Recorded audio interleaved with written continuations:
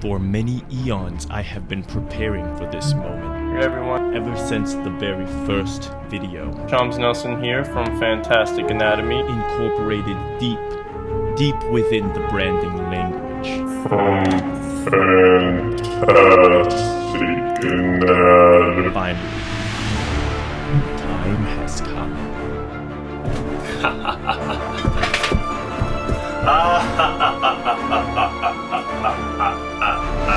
Hi, my name's Will from Pen and Blade, and I'm going to be drawing Turk, who's an Oath of Vengeance Paladin. I'm using Procreate, so I'm going to go through how I've drawn him and give you a few tips, hopefully. So this is the kind of the first image. Obviously this is what it'll look like, but to start off I did a few rough images to try and figure out what the pose was going to be, what the armor was going to look like. So here I'm drawing the sort of anatomy and shapes and sort of structure of what Turk's going to look like. I already have a picture in my mind of roughly how he'll kind of be posed or his frame and things, but I just wanted to figure out a little bit more, and drawing is a great way of sort of figuring out your kind of brain ideas and putting them down on paper. So I've done one rough image.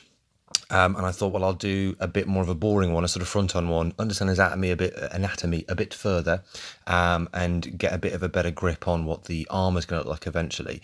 So you can do this with paper, you can do this with a pencil, you don't have to use a piece of drawing software. I'm using Procreate because I like the ability to take it to a final product, but this is quite a good way of roughing things out. This is all drawn on, I think they're two separate layers, keep things a bit separate, easier to move around and sort. I probably don't need to be going into this much level of detail on something that's rough, but I wanted to figure out a bit more. So I've got roughly what his frame is going to be. I'm looking at lots of armor references and pictures of knights and things. There's lots of YouTube videos actually that are really good for describing how armor works, so they're quite fun to watch as well. But I'm just drawing the armor. I know what's have a big shoulder holder, and he's got one sort of armored bit. He's going to have a chainmail shirt, sort of a slightly more armored lower waist. But he's a level 3 character, so he's not going to be decked out in the most insane magic armor that you could possibly find. But this is, again, really just helping me figure out what he's going to look like and how I'm going to draw the armor. And I wanted to have something that was a bit of a reference.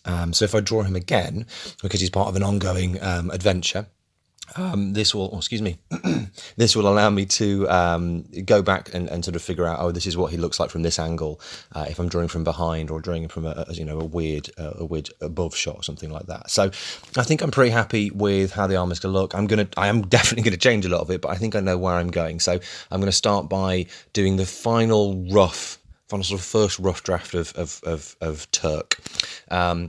He is a paladin, so as I said before, Oath of Vengeance, and he's on an Oath of Vengeance because his lover and he have been cursed to share the same sort of physical space. Only one of them appears at a time, so if he wants to talk to his lover, he has to leave them notes and messages, and when he disappears and they reappear in his place, they'll be able to communicate and send notes that way. It's quite romantic, I thought. And my friend is also playing the other partner within this relationship, and it means we can take turns to DM. So he's holding in his left hand there a bookmark, which is a token of his lover, and also I think I was using it as the spellcasting focus, but I could be getting the rules a bit wrong for paladins there.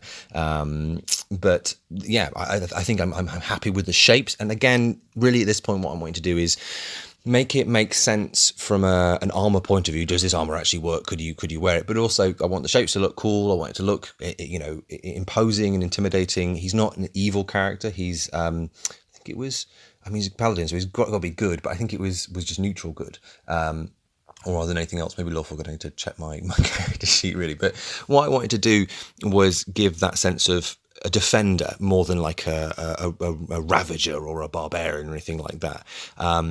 So I've drawn the roughs, and I'm just going over, I've sort of inked the face there, but I thought, well, I want to understand the armour a bit more, because it's still very loose over the rest of his body. So I'm going to do a sort of more detailed rough pass over the armour and put more detail and more shape, make it make a bit more sense, put a few extra bits and pieces here and there, drawing the bits around his waist. I love drawing stuff around people's waists. I don't know what it is, like bags and bits of sword and pouches and stuff like that, and whatever those metal bits are that come down to sort of guard your thighs. I'm not sure. They're not pauldrons. There is probably a very specific technical term for it, though. But this, again, helps me when I do the final linking pass to know exactly what I'm doing. You are very welcome to just do a very rough pass and then do the final inking version over that. I know there's some very talented illustrators that that's their preferred method, and it is quicker. But this, again, because I wanted to use it a bit of a reference, and I wanted to figure out the armor and kind of make it work a little bit. I wanted to do a few different versions. So this is me giving sort of more shape to the other shapes that are already there. You can see me putting angles on the glove and adding in a few bits and pieces here and there, the sword, and how's that going to connect to his belt, and do I need to move things around? I did that on a separate layer as well, so you see it popping in and out. That's because it gives me a chance to figure out where the rest of the stuff's going to go and shape and sort of angle the shape of the sword. If I don't like it, I can move it around. Cutting bits and pieces, rubbing stuff out. And it's partly trying to figure this character out at this stage, and that's completely fine. I think you should use drawing as a tool to help you think about what something's going to be, because if you are able to just think of this in your own brain and immediately put it into paper, that's an amazing skill. But it is also quite good to be able to, it's a bit like saying something and figuring out if it makes sense, if that works. It's a great way of understanding how you're going to do something and how it's going to look and whether any changes need to be made. Using a second layer here to do some adjustments on the glaive, which is the big pole arm he's got. Drawing the staff on a separate layer so I can make sure it's definitely a continuous straight line, and then erasing what's behind him. Going through the boots and going over different parts of metal to make it make, again, more sense. I'm using a bit of reference for this, but I'm also using my own imagination and drawing shoes probably a bit too much like I did when I started drawing, which was based off Sonic. So there's a lot of that there. But this final layer here, you can see things going in and out, a thicker, more black line being put over the top. This is the final inking layer. So this is once I've got everything in its place, I know everything is going to be, I'm going to start putting the final ink down, separate layer above everything else, make everything else transparent. You can merge all the rough layers into one.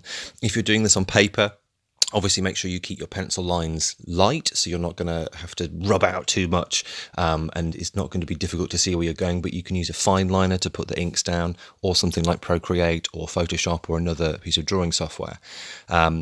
So going over the kind of rough lines, putting all the final ink in, trying to figure out, do I want any changes in shape, or this is all kind of looking quite good? I think he's got a good stocky, thick kind of vibe. He's like a 6'4" bloke, so he's a big chap.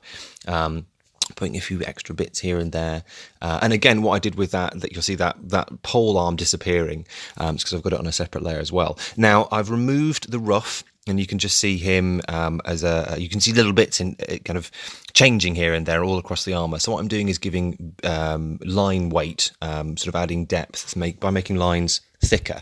Really, it's a very common method. One of the ways you can do that is just by giving a thick line around the entire character. That's very common in cell shading kinds of drawings, anime and sort of manga inspired illustrations that you get a lot more in the West now.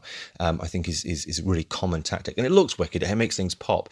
You can put, for example, a thicker line around the hand that's holding the bookmark, the thing in his left hand, because it will make it stand out a little bit more and sort of have a bit more kind of oomph. But again, it means you can also go through this layer and, using a much thinner line, add in bits of detail. So what I'm going to start doing in a second is adding around those pauldrons there, bits of thin lines to give more shape, make it a bit more interesting to look at, basically. And then in just a moment, I'm trying to see where I'm drawing now. I'm drawing lots of tiny thin lines. Oh, I'm drawing them in his hair. There you go. And now I'm going to figure out how to draw the chainmail. I could make the whole thing chainmail, but actually that would be it would look a bit boring, and it would be tedious as heck to draw. So instead, I'm going to use the chainmail to help define some of the shape a bit more.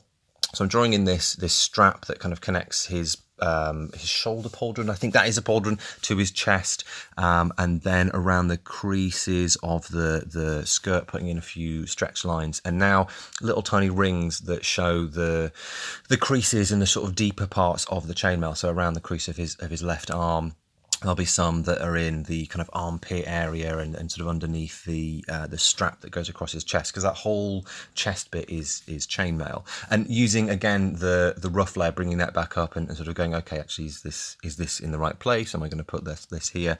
So going backwards and forwards quite a lot is a really useful thing to do, and never be worried that something's wrong, because I mean, particularly with if you're using Procreate or Photoshop, it's a really easy tool to erase stuff and try again. You can use copy and paste to say I didn't like the position of his arm. I could cut out the arm and rotate it slightly and redraw bits to make it match up. You probably shouldn't do that. I feel like when I do that, I'm kind of cheating, and it's something you can't do in real life in like a more analog traditional illustration medium, but it works. It's a modern kind of benefit from using something like this, so it can be quite useful. But absolutely, you can do anything that I'm doing here with a pencil and a pen. So yeah, we're I think nearly finishing up. Actually, we're just sort of putting the final touches. These sort of bits of detail that give it a bit more depth and texture, and sort of separate the chainmail shirt from the rest of the plate mail armor, which is obviously sort of, I guess it would be steel. And then very, very finally, right at the end, I'm going to put bits and pieces of grey on to show where the armour is. And then there we go. That's Turk. Turk, the Oath of Vengeance Paladin, ready to cleave enemies asunder with his glaive and his holy mark, that of his lover. Hope you've enjoyed this. Look forward to hopefully more of these on Pen and Blade as we do fantastic pieces of work for you guys to experience. Super. Well, I'll see you soon. Bye.